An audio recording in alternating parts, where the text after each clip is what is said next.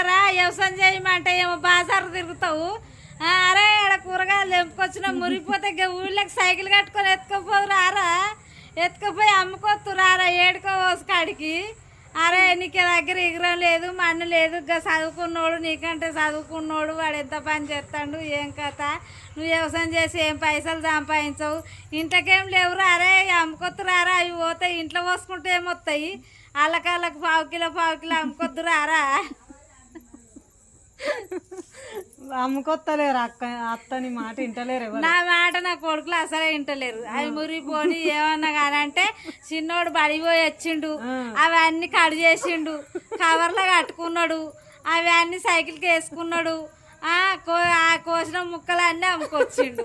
వాడు హుషారున్నాడు, వీడికి వ్యవసాయం చేసేవానికి ఏం తెలియలేదు. అయ్యో ఎట్లా చేస్తావో ఏమో మరి ఏం చేయాలి, నా మాట ఎవరు వింటారు బిడ్డ, ఎవరు వింటలేరు.